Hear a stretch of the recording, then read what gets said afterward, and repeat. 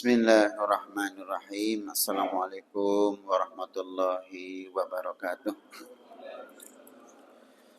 Alhamdulillahi rabbil alamin alladzi hadana li hadza wa ma kunna linahtadiya laula an hadana Allah.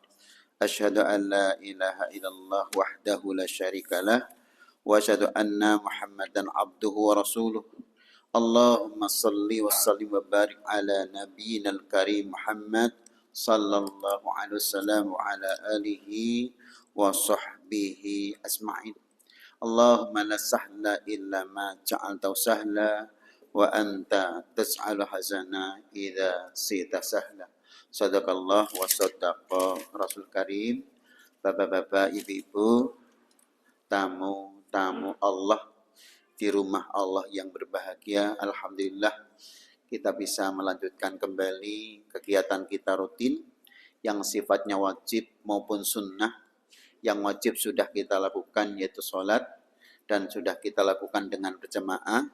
Semoga betul-betul sholatul jamaah khairun min sholatil fardhi bisab'in wa isrina darajah, bahwa sholat jamaah itu lebih baik daripada sholat sendiri. Betul-betul kita dapatkan yang 27 derajat karena kita telah melaksanakannya. Kemudian yang kedua, usai sholat maghrib dengan jamaah, kita lanjutkan thalabul ilmi. Insya Allah dengan thalabul ilmi, wacana atau keilmuan tentang keislaman kita semakin bertambah, baik kaitannya dengan pengetahuan akidah, ibadah, akhlak akan bertambah sehingga menjadikan seorang pribadi yang bagus. Insya Allah akan berdampak kepada keluarga yang baik juga, dan ketika sudah hidup di tengah-tengah masyarakat akan menjadikan al-mujtama' al-islami, sebuah masyarakat Islam yang baik. Bapak Ibu, mulai malam hari ini mungkin sekitar 4 kali pertemuan kita akan membahas tentang asbabul barakah fi hayatil muslim, sebab-sebab keberkahan hidup dalam diri seorang muslim. Mengapa ada rencana 4 kali pertemuan? Karena mungkin yang pertama akan kita bahas makna, tafsir, atau pengertian barokah yang terkait dengan Al-Quranul Karim. Ayat-ayat yang ada kalimat barokahnya. Kemudian yang kedua, tentunya setelah ayat kita akan mengorek tentang hadis-hadis Nabi berkaitan dengan keberkahan atau hadis-hadis Nabi yang ada kalimat barokah atau burikah. Dan yang ketiga, insya Allah doa-doa, lantunan-lantunan yang sering dibaca atau mungkin sebagian ada yang belum tahu tentang doa keberkahan, misalnya ad-doa lil arusyaini, doa untuk kedua mempelai, mengapa barakallahu laka wa baraka alaika wa jama'a bainakuma fi khair. Kemudian doa untuk bayi yang baru saja lahir, barakallahu laka fil mauhub wa syakartal wahib wa ballaghu asyuddahu wa ruzikta birahu.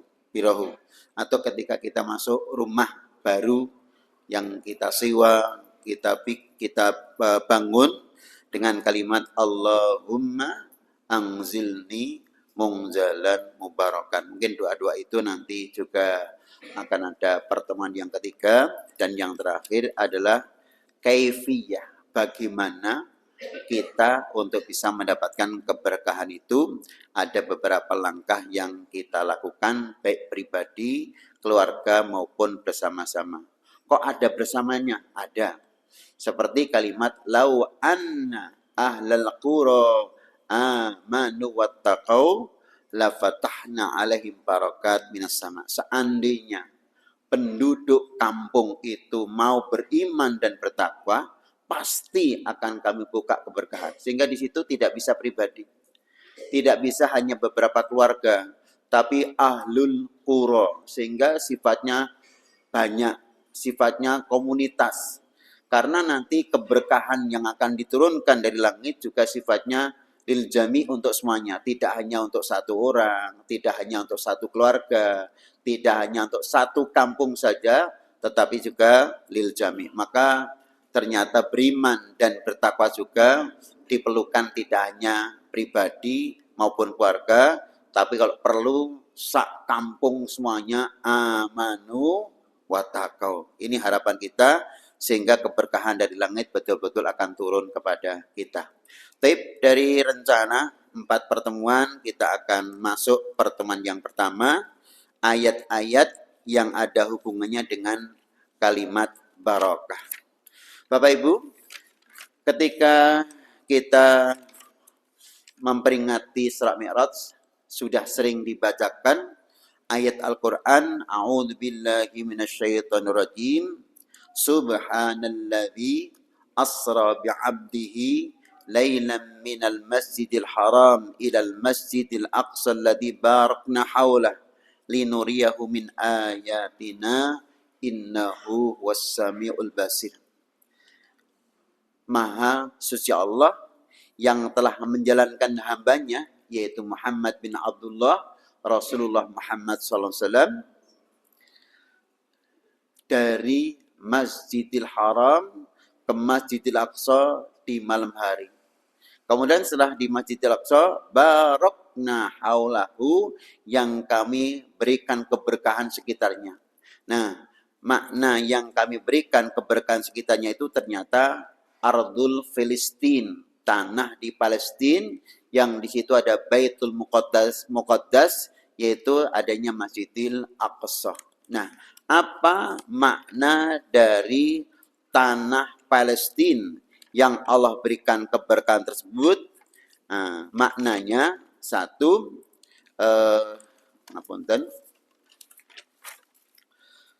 yaitu dengan banyaknya air yang melimpah dibanding negeri-negeri Arab yang lainnya. Air melimpah di Palestina. Yang kedua, nubuwah. Ternyata banyak para nabi yang lahir di negeri Palestina. Mulai dari Nabi Zakaria, Nabi Yahya, Isa, Daud, Yakub, kemudian Ibrahim, kemudian Ishak, lahir di Palestina. Yang menjadi pertanyaan, mengapa banyak para orang-orang baik yang terpilih ini lahir di Palestina? Sementara Nabi itu belum tentu karena bapaknya Nabi, kemudian anaknya Nabi. Sementara seseorang bisa menjadi Nabi karena memang dipilih oleh Allah Subhanahu wa Ta'ala. Maka kita menginginkan juga di mana kita berada, lahirlah di situ para hafidh Quran. Lahirlah dari situ para imam masjid. Lahirlah dari situ orang-orang yang mempunyai pengaruh di masyarakat, tokoh-tokoh masyarakat. Maka kalau istilah hari ini, kampung itu akan viral. Melahirkan para hafidh, melahirkan para imam masjid, melahirkan para ustadz, melahirkan orang-orang berekonomi yang baik dan untuk keislaman dan sebagainya. Nah, ternyata tanah Palestina, tanah yang Allah berkahi karena banyaknya nabi-nabi yang lahir dari Filistin, yaitu Ardul Muqaddas. Kemudian yang berikutnya yaitu al-asjar wan nabat, karena banyaknya air yang melimpah, secara tidak langsung pasti juga tumbuh-tumbuhan akan tumbuh di berbagai tempat sehingga banyak orang menghuni di sana, kemudian hewan-hewan pun juga hidup di sana. Inilah Ardul Muqaddas. Dan mengapa hari ini menjadi rebutan antara muslim penduduk asli Palestina dengan orang-orang Israel? Karena dari sisi tanahnya saja, tanah kalau istilah Indonesia gemah ripah loh jinawi, murah tanpa tinuku. Betul-betul ini di Palestina. Maka Allah berikan keberkahan di sana. Maka Rasulullah walaupun lahir di Mekah, diperlihatkan tanah yang Allah berkahi selain Mekah, yaitu di Palestina, yang kemudian dinaikkan dari Palestina ke langit, ke arsy-Nya Allah Subhanahu wa taala. Ini pertama, tentang ayat Al-Isra. Subhanalladzi asra bi 'abdihi lailan minal masjidil haram ilal masjidil aqsa alladzi barakna haulah. Kemudian yang kedua masuk surat Al-Anbiya 71. Wa najjainahu walutan ilal ardil lati barakna lil alamin. Dan kami sukseskan, kami selamatkan walutan ilal ardil lati barakna lil alamin, dan kami selamatkan Lut ke tanah yang kami berikan keberkahan, yaitu ternyata kembali lagi Lut juga di Palestina. Sehingga wirawiri antara Palestina dengan Irak, Al-Iraq. Ini Nabi Lut. Dan ternyata Nabi Lut tidak setiap tempat yang tidak setiap tempat yang beliau duduki langsung menerima dakwah beliau. Maka mundar mandir antara Irak dan Palestina, ternyata di Palestina banyak orang menerima dakwah beliau. Ini ternyata nabinya banyak, yang menerima dakwah pun juga banyak. Tapi juga misalnya hari ini, kita logika hari ini, banyaknya orang pinter, tapi semuanya tidak ada yang mau mendengarkan. Ya mos bro. Sebaliknya banyak orang bodoh, tidak ada orang pinter yang mau memberitahu, akhirnya bodoh semuanya. Maka indahnya di Palestina itu banyak orang pinter karena tempat kelahiran para nabi, orang-orang pun juga banyak berdatangan ke Palestina. Ini luar biasa, sehingga kalau saya membahas tentang urusan kepesantrenan, keguruan, seorang kepala sekolah harus mempunyai kemampuan untuk menganalisa antara jumlah guru dengan jumlah tenaga administrasi dengan jumlah murid harus imbang. Ketika tidak imbang, maka nanti keuangan tekor. Lah bagaimana? Jangan ngamputen nggih, ini rasa-rasan hari ini. Hari ini anak-anak yang masuk pesantren sedikit berkurang. Sehingga ada yang santrinya 300, gurunya 45. Wah, ini tidak imbang, terlalu banyak guru. Baru gurunya, belum lagi tenaga administrasinya. Belum lagi security-nya, satpamnya. Belum lagi yang nunggu kantor. Nah, bisa 50, muridnya 300, kemudian pegawainya 50. Syahriahnya berapa? Syahriahnya 200.000. 3 kali 2 mendapatkan 6 juta rupiah. Atau 200.000. Sehingga untuk sekali lagi mukafa'ah guru, security dan sebagainya itu kurang. Maka selagi antara jumlah guru, jumlah tenaga kependidikan dengan yang lain serta murid harus seimbang. Maka Palestina saat itu hebat ini, antara para nabi yang dilahirkan dengan jumlah penduduk itu imbang betul, sehingga betul-betul hebat. Maka selagi kita pun dalam keluarga ingin seperti itu. Keluarganya jumlahnya berapa? Bapak, ibu pesanak. Pendapatannya berapa? Bapak pendapatannya berapa? Ibu pendapatnya berapa? Anak yang sudah mendapatkan pendapatan berapa, yang belum berapa? Ini kemudian kita kalkulasi dalam kehidupan cukup atau tidak. Ini ternyata ada perimbangan seperti itu. Ternyata kita belajar sampai urusan leadership, keadministrasian seperti itu. Ini Palestina di saat itu begitu. Masya Allah. Ini di zaman, maka di zaman Nabi Sulaiman juga demikian. Di zaman Nabi Daud juga demikian. Masya Allah, ini Palestina. Sehingga betul-betul hari ini ternyata bukan karena urusan agama saja di Palestina ini. Karena ardunnya, tanahnya juga tanah yang Allah berkahi. Tanahnya banyak airnya, banyak pepohonannya, banyak tumbuh-tumbuhannya. Sehingga penghasilan pun dari sisi itu cukup lumayan. Ini misalnya ardu barakna haulah. Kemudian yang ketiga yaitu surat Saba ayat 18. Wa ja'alna bainahum wa bainal qura allati barakna fiha qura dhahiratan wa qadarna fiha As-Sair. Siru fiha layali wa ayaman aminina. Saba ayat 18. Nah, dari ayat dari surat Saba ayat 18 ini mempunyai pengertian yaitu bahwa kembali lagi karena Irak kemudian Palestina itu menjadi wiradiri, menjadi darul hijrah para nabi, maka antara Yaman sekali Syam wa ja'alaha aminatan lailan wa naharon. Saat itu menjadi sebuah jaminan bagi yang mau berangkat dari Syam dari Palestina ke Iran, Iran ke Irak, ke Palestina itu sangat aman-aman saja. Kecuali hari ini sedang tidak aman karena tadi mengerti tentang kemakmuran yang ada di Palestina. Tuna khaufin min aduwin aljuin. Orang tidak punya rasa takut. Takut kepada musuh, takut kelaparan, takut karena banyak penyakit, tidak. Kanan hadhi ni'mah dalilan ala kudratillah.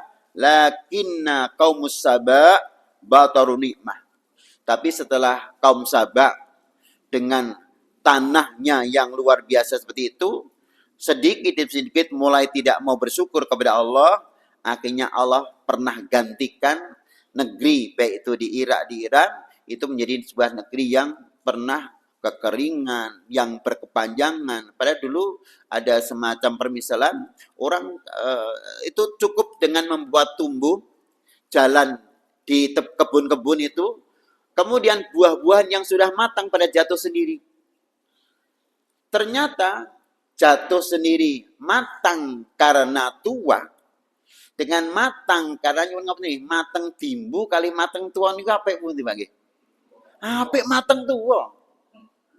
Sehingga makanan yang belum tua kemudian kemudian hari ini dimawi obat baik dengan apa nggih?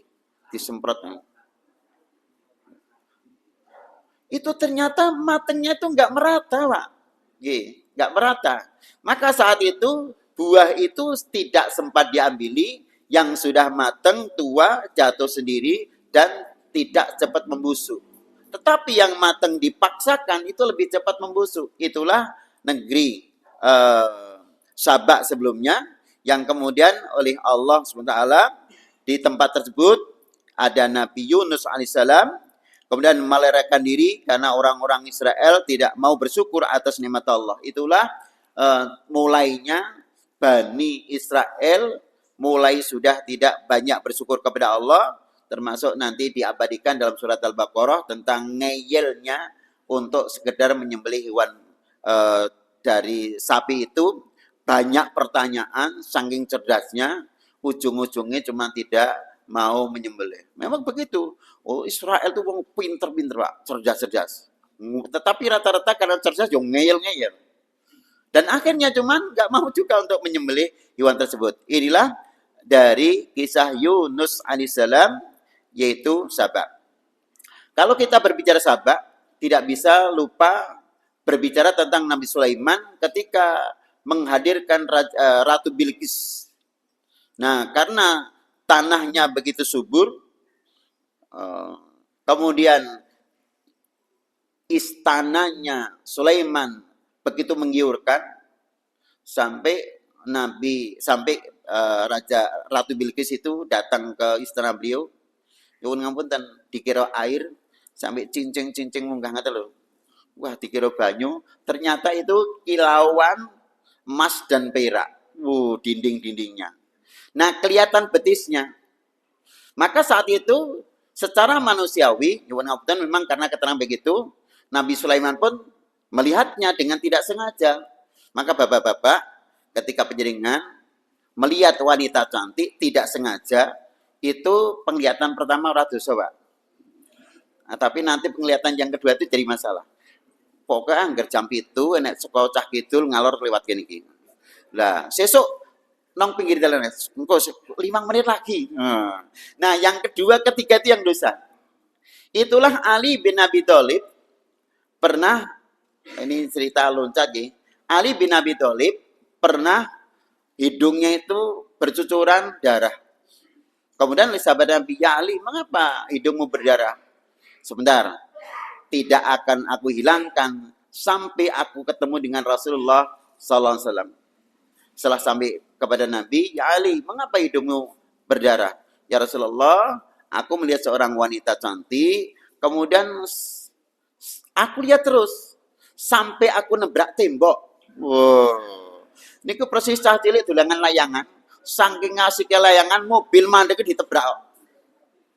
Nah ini saking lihat perhatian, wow, tembok ditebrak Pak. Sampai ini keluar darahnya, tidak akan aku hilangkan sampai aku bertemu Rasulullah. Itulah saya mengatakan, penglihatanmu yang pertama itu tidak haram dan tidak dosa. Tapi nanti penglihatanmu yang kedua dengan sengaja itu yang dosa. Maka ini hadiah bagi para bapak ibu, wahyu tenannya. Ini tetap jam itu, coba sesuk teko poran. Nah, sing sesuk teko poran itu sing tidak boleh. Niki bagian daripada ilmu dari Rasul oleh Ali bin Abi Thalib. Nah, Sulaiman memang melihat cantiknya Ratu Bilqis seperti yang pertama. Dan akhirnya menjadi suami istri. Walaupun nador awalnya nador tidak disengaja. Berarti di fikih tentang nador, Bapak Ibu menaik panjenengan kula badhe nikah, niku sunnahnya mang nador dulu kepada calon istri kita. Nah, ketika nador yang terbiasa pakai nikob, pakai cadar pun boleh dibukanya. Boleh dibuka. Kemudian yang kedua, apakah nador sembunyi-sembunyi itu boleh? Kalau memang kamu niatnya nador untuk dijadikan istri kamu, walaupun mencuri pandangan itu diperbolehkan. Sebagian mengatakan mencuri pandangan itu diperbolehkan kalau memang niatnya kamu untuk nador dalam rangka untuk menjadi istri. Tapi kalau kamu mau nginjen tok tanpa ingin menikahinya, itu yang tidak boleh. Nah, ini tentang nador. Disunahkan untuk nador ila mahtubatihi. Jadi nek istilah Jawa klorin jenenge nontoni. Jadi nontoni sik senajan istilah penjenengan klorin namung gawa wedang metu. Ayo atur ke wedang karo mase tamune. Padahal dalam rangka untuk dinador. Nah, muncul ada pertanyaan baru. Ustaz, nek dinador niku kula tenggen salon riyin pakai make up oleh napa mboten? Kan nanti tidak kelihatan aslinya. Maka selagi nador lewat HP dengan gambar yang dikirimkan, dengan nador langsung itu lain, maka paling baik itu nador langsung tidak lewat gambar atau tidak lewat video yang dikirimkan. Karena nyuwun ngapunten dalam hukum jual beli online dulu awal-awalnya banyak ulama memakruhkan karena barang yang dikirim dengan barang yang diupload gambarnya lewat mass media itu berbeda, maka menjadi makruh. Nah, kita cerita sedikit tentang negerinya Sulaiman, negeri yang dibarokai sehingga saat itu betul makmur betul. Mengapa? Karena penduduknya amanu wattaqau. Tapi setelah tidak aman wattaqau, Allah jadikan tanah yang subur itu menjadi kering kerontang kembali. Ini tentang kembali lagi kepada Sabah, juga ternyata larinya Sabah itu juga Irak dan Palestina. Kemudian yang keempat yaitu inna awwala baitin wudhi alinnasil ladzi bibak kata mubarakan. Nah, ini sungguh yang pertama kali rumah yang didirikan, artinya rumah ibadah untuk manusia, yaitu Mekkah Al-Mukarramah.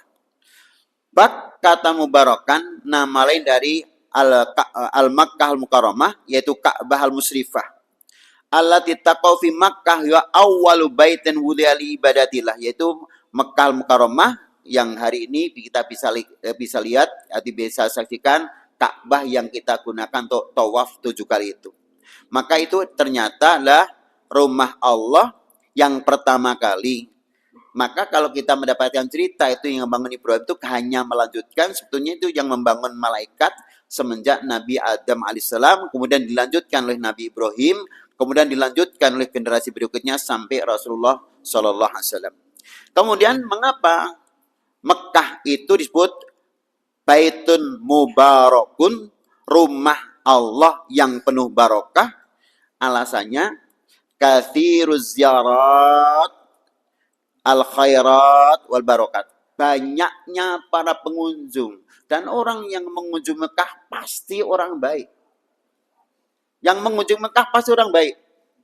Maka nyuwun ngapunten kalau kita mendapatkan cerita-cerita orang yang umroh, cerita-cerita orang yang haji, orang yang niatnya tidak benar untuk ke Mekah, itu hampir pasti terkena jerat hukum.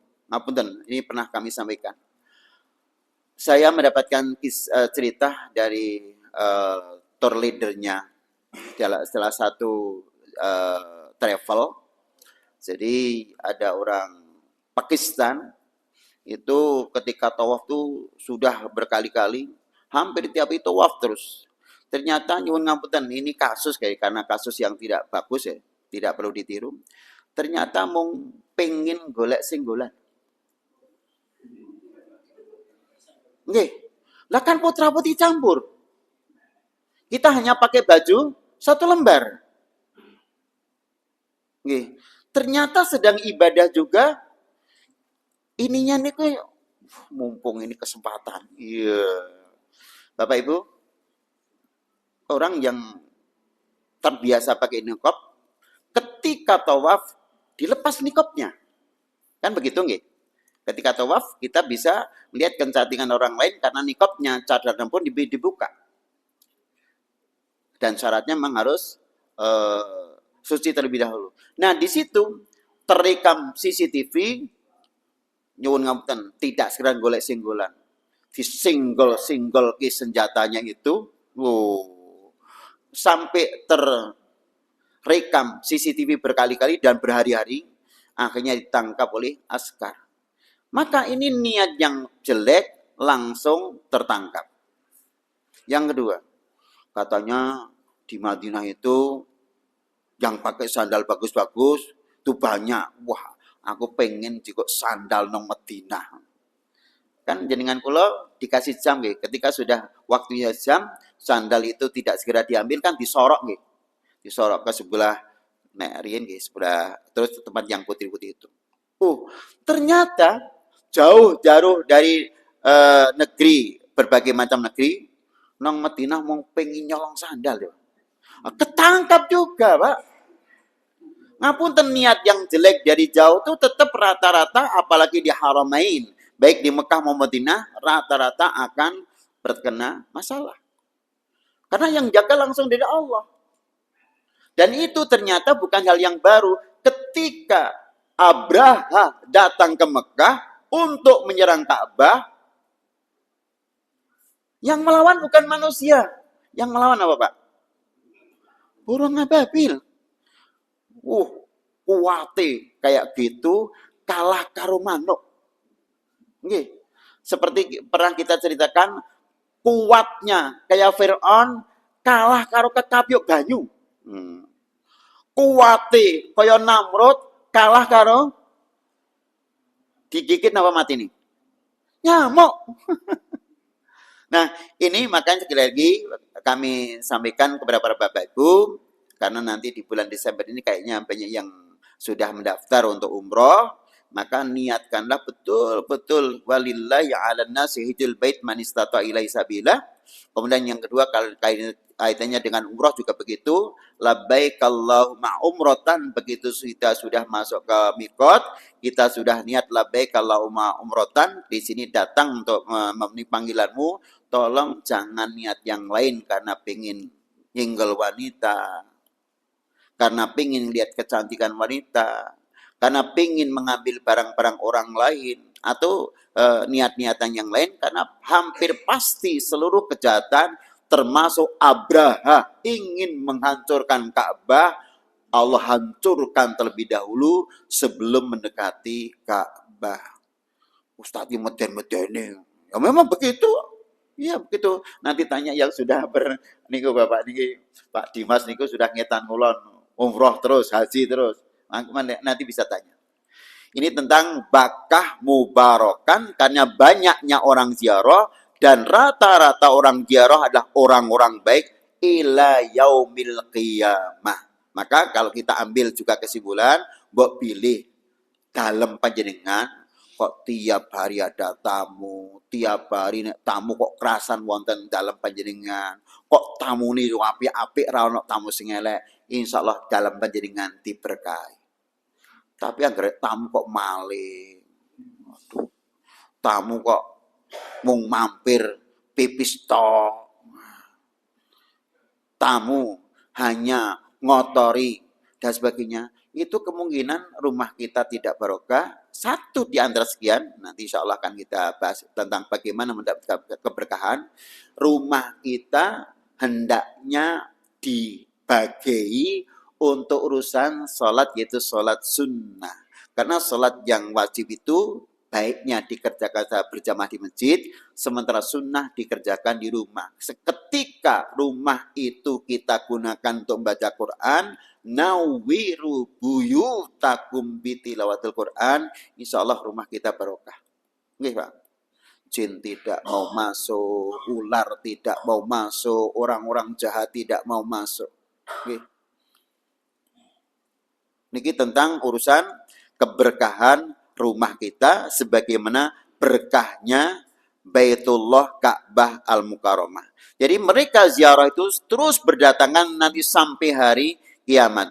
Fihi bayinat maqam Ibrahim wa man dakhalu kana aminan. Dan di situ juga ada maqam Ibrahim. Al-maksud bi Baitul Haram wa Al-Haramul Makki Al-Amir al-Yaumil Qiyamah terus ramai sampai pada hari kiamat. Sementara makam Ibrahim bukan berarti makamnya makam Ibrahim, kuburan Ibrahim tidak, karena kuburan Ibrahim itu tempatnya di Palestina. Tetapi hanya atharu aqdamihi, hanya bekas-bekas kakinya Nabi Ibrahim ketika melakukan tawaf di Ka'bah Al-Mukarramah. Jadi menaik panjenengan kula, derek tawaf itu sama dengan ikut jejak Nabi Ibrahim alaihissalam. Makatan. Jadi memberikan semangat kepada panjenengan yang belum pernah umroh, belum pernah haji, semoga Allah mudahkan panjenengan untuk bisa berhaji atau berumroh. Sahalallahu laka ila Baitul Haram Al-Mukarramah. Betul-betul barokah. Nggih. Betul-betul barokah. Belum lagi tentang keberkahan air Zam-Zam. Ya Masya Allah, air Zam-Zam itu diambil sekian juta orang tidak pernah habis. Padahal kelanjaran sami rata-rata nggih, sebelum sholat 3 gelas, bar sholat 3 gelas. Aku ora pipis-pipis ya. Ya memang satu mungkin karena angin dan hawanya juga panas. Yang kedua saya tetap itu kaitannya dengan keberkahan Allah. Yang penjaringan yang kedua, jaringan tindak dari Mekah ke Madinah. Kita mampir di pinggir jalan untuk tadi yang kalau dari Madinah mengambil mikot, kalau dari Mekah ke Madinah untuk buang air dan sebagainya. Tapi pertanyaannya, sekian orang buang air kok tidak sebau WC di Indonesia nggih? Sinten lho? Nggih Mas yo. Kok ora enek WC sing mampu lho? Itu apa pengaruhnya coba? Oh, itu karena tanahnya kering langsung hilang. Betul sebagiannya. Tapi saya tetap itu karena di antaranya lah keberkahan tanah di Arab. Coba, kalau jangan sampai dipipisi wong loro di sentori ambune, Masya Allah kok. Nomoleh mangane pete, mangane jengkol. Aduh, tapi di sana Masya Allah jarang kita dapatkan kamar mandi yang bau. Termasuk di Tanim. Tanim itu ngapunten nggih, kamar mandinya kecil-kecil. Tapi sekian orang mengambil mikot di sana dan buang air kecil, tetapi mengapa tidak bau? Masya Allah. Ini ternyata keberkahan di tanah haram. Keberkahan di tanah haram. Kemudian yang nomor 4, yaitu ayat wahada kitabun anzalnahu mubarakun musaddiqun alladzi baina yadihi walatungdira ummal qura wa man haulaha. Yang akan kita bahas adalah ini adalah sebuah kitab yang kami turunkan mubarakun. Kitab Al-Quran lah kitab yang mubarak, kitab yang Allah berikan keberkahan. Apa maknanya kitab yang Allah berikan keberkahan? Al-kitabu katsirun naf'i. Al-Quran itu banyak sekali manfaatnya. Wal khairat, kebaikan-kebaikannya. Mengapa? Satu, li'annal Qur'ana kalamullah. Satu, jelas kebaikannya karena Al-Quran itu kalamullah. Yang kedua, karena kalamullah tidak ada satu makhluk pun yang mampu untuk merubah satu titik atau satu huruf pun. Dimanapun ketika ada orang mau merubah Al-Quran, baik itu hurufnya, titiknya, kalimatnya pasti akan ketahuan. Mengapa? Karena Quran banyak yang menghafal. Sehingga tulisan-tulisan itu ditulis itu dari para hafid. Dan di berbagai tempat hafidnya itu mesti membacanya sama. Sementara hampir tidak ada kitab apapun yang dihafal sebagaimana menghafal Quran.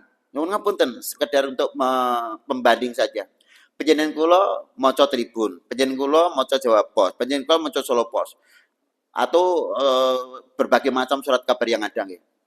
Maca surat kabar ini umpama diwaca ping 10 bosen mboten? Bosen. Lah kula mendina kok ihdinas siratal mustaqim sedina ping 17 ya ora bosen. Apa nih daya tariknya ihdinas siratal mustaqim? At-tahiyah berapa kali sehari? Napa mulai sing ngapalane kados kula mboten mukah, mesti sing diwaca engko ina terus. Wah. Ali maca sedina ping 17 ina terus. Yo ndak bosen. Tapi ketika kita baca berita dalam HP maupun berita dalam kertas itu 5 kali 10 kali itu bosen Pak baca berita itu. Kuwi meneh. Tapi mengapa Quran itu tidak? Karena ada daya tarik tersendiri. Kemudian yang berikutnya li'anna kalamullah. Yang kedua, mengapa Al-Quran itu mubarak? Karena al-hadi ila siratil mustaqim, petunjuk kepada jalan yang lurus. Begitu kita baca Quran, mengerti maknanya, mengerti tafsirnya, kita akan tahu halal dan haram. Ketika kita sudah tahu, kita mengetahui yang halal, insya Allah jalan akan mendapatkan kebahagiaan dunia dan akhirat. Kemudian tambah lagi satu, walaupun sudah dibel tambah satu, insya Allah Al-Quran nanti akan banyak diterangkan ketika di bulan Ramadan. Yang berikutnya, wahada kitabun anzalnahu mubarakan sudah, waja'alani mubarakan ainama kuntu, wa awsani bisalah, wa zakah madumtu hayan. Ada sesuatu yang terlupa karena kalimatnya tadi Lailatun Mubarakatun tadi malam yang Allah berkahi itu ternyata kita loncat yaitu malam Lailatul Qadar. Mengapa malam yang diberkahi kok malam Lailatul Qadar? Satu kali kita ibadah dianggap berapa? 1000 bulan. Bayangkan Bapak Ibu, sekali kita ibadah dianggap 1000 bulan. Artinya dilipat gandakan. Keberkahannya itu berupa kebaikan, keberkahannya berupa ganjaran, keberkahannya berupa keselamatan. Maka insya Allah Bapak Ibu, kita terus akan belajar Quran, belajar hadis, belajar doa-doa, dan bagaimana nanti endingnya nanti kita akan bagaimana mendapatkan kehidupan yang barokah, umur kita barokah, finansial kita barokah, keluarga kita barokah, bahkan yang terakhir tadi kampung halaman kita barokah, antara nyuwun ngapunten jumlah penduduk kados kalau evaluasi dalam urusan sekolah tadi guru, murid dan finansial itu imbang sehingga nanti betul-betul barokah. Nah, keluarga panjenengan kula menawi jumlah keluarga, jumlah pendapatan, jumlah pengeluaran itu imbang, insyaallah keluarganya barokah. Ditambah lagi banyak tamu yang baik-baik. Oke. Tapi anggaran tamu kok sing tamu iki berarti rumah kita kurang barokah, berarti kudu disolati tahajud, kudu digunakan untuk sholat duha, digunakan untuk baca Quran, digunakan untuk amal baik. Ampun ngantos dalam panjenengan kula untuk ajang main. Wong omah ki ajang main omah kita tidak barokah kok. Betul. Wong anake ngelokke bapake, "Lho Pak, 10 untalan." Wow. Apa nangka siji angkane loro, telu, papat, lima, enam, pitu, wolu, sanga, 10. Duwe angka 8 ora? Duwe. Mosok 8 ra duwe. Oh, tak kei 7 untalan. Ingkang nate main mesti ngerti niku. Aduh, karo bapake kon nguntal kuwi.